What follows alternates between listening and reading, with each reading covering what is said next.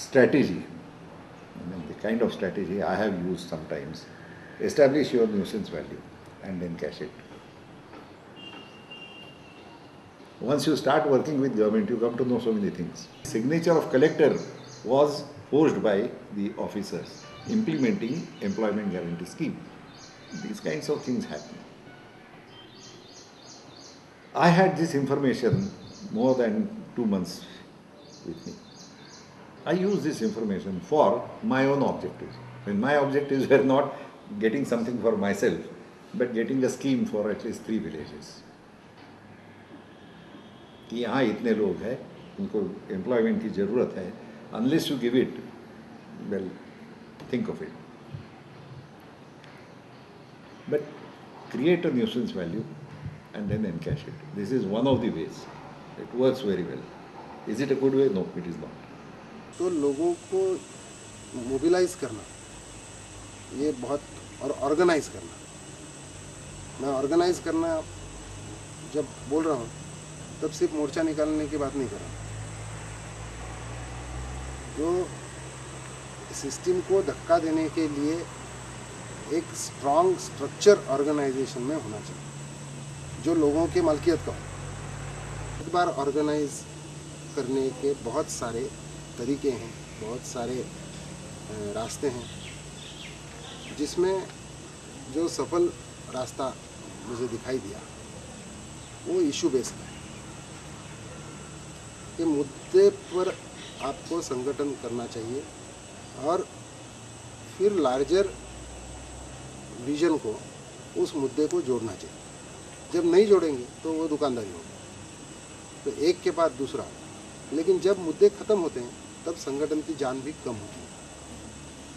Continuously एक मुद्दे के पीछे दूसरा, दूसरे के पीछे, थोड़ा डिफ़िकल्ट और डिफ़िकल्ट और डिफ़िकल्ट, ये चेन ऑफ इश्यूज ऑर्गेनाइजिंग के लिए बहुत ज़रूरी है।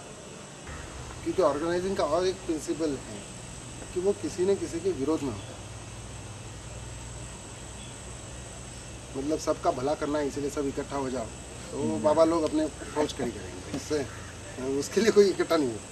कहीं पे तुम्हारा कुछ बिगड़ रहा है, वो हज़ारों का बिगड़ रहा है, इसीलिए वो किसी के विरोध में आते हैं। वो भले सरकार के विरोध में हो, कंपनी के विरोध में हो, मालिक के विरोध में हो, लेकिन शुरुआत उसकी किसी के विरोध में ही होती है। तो जब बेसिक उसका फंडामेंटल है कि किसी के विरोध में तुम हो, और जिसके विरोध में तुम हो उसके पास ताकत है, तुम्हारे पास नहीं है। सब ताकत, सत्ता, संपत्ति है, प्रतिष्ठा है, सब कुछ उसके पास है। तब उसका विरोध उस लेवल पे होगा। अब इसके लिए ऑर्गेनाइजिंग ये एक बहुत बड़ा, वो मैं उसको अल्टीमेट एंड भी नहीं कहता हूँ, वो एक मीन्स है, पावरफुल मीन्स, टूल है।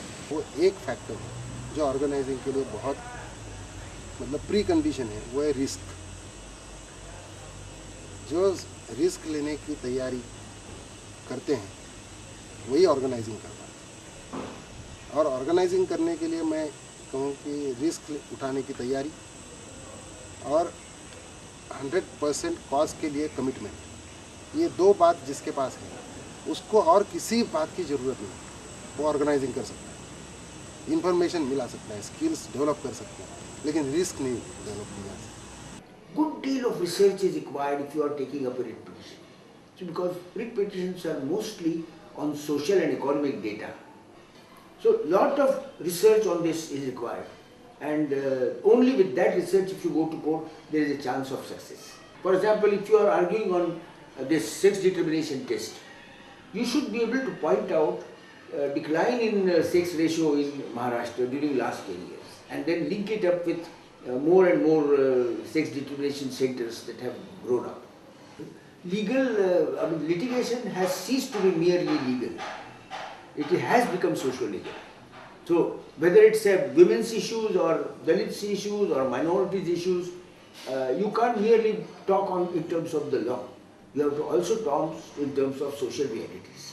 And if you are going to social realities, you have to bring out all this. This actually, it started much earlier. In 1958, you will see Hanif Qureshi versus Bihar, where cow slaughter law, the law banning cow slaughter, was challenged by some people who were Muslims by religion and slaughters, khatiks by profession.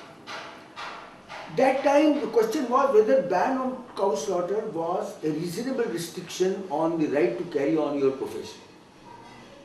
And naturally, when the question of reasonableness came, so much statistics was produced before the court. How much cattle population we can maintain? How many will survive? And if we remove a ban, what will happen? Can we afford to keep all useless cattle who are not capable of yielding milk or who are not capable of producing their offsprings? Are we in a position to economically sustain that? All these questions had come. So litigation is becoming very much socio-economic. And if you are indulging in this, then you have to be very much prepared with this kind of data. So social activists have to prepare this, and social activists have to prepare this social statistical data, then legal precedents, etc. They have to be very. If you are asking the court to change the law, then your arguments have to be very purposeful. Even comparative legal literature is required to be invoked. What happens in other countries also you can point out. So good deal of such lawyering is required on behalf of social activists. Plenty of work that you have to do. You have to have your information correct. You have to collect a reliable information from reliable sources. You have to organize and analyze that information so as to you prepare. It's like a lawyer's brief. You say what you really want to say. Use it with the data that is available. Plan it with, find out what are your strengths, find out the weaknesses of your opponents. All that needs to be done, and you have to have a SWOT analysis. What are our strengths, where we are weak, how can we cover up those weaknesses? Can we have some outsiders coming and helping? Can we look at some people who have already done similar actions, invite them to train our people? It's not like you plan it in a day and it happens. You really have to plan it well in advance to make it foolproof without any loopholes to move ahead. Well, as I said, we started off with these public actions. There was a demonstration and then lobbying with the government, with the Delhi administration for protecting those green areas. It also involved some amount of mobilization of the local citizens and then going from, especially the local schools and citizens to try and get them to become involved in the public action. And then try and sort of sustain going to officials like the Lieutenant Governor and put our demands to him, etc. So that was in a way the beginnings were very action oriented, so we kind of gave ourselves that name. Today, if you look at sort of the way we've evolved, there is probably less of that kind of direct street action, but much more action in terms of lobbying with government, taking public positions, media work, various other kinds of maybe advocacy, including, for instance, meeting with decision makers, doing policy analysis and pointing to faults and the need for changes, doing basic research on which we can base our lobbying work, and then also networking with a lot of grassroots organizations or other groups, NGOs, etc., to see if we can form larger pressure groups on various things.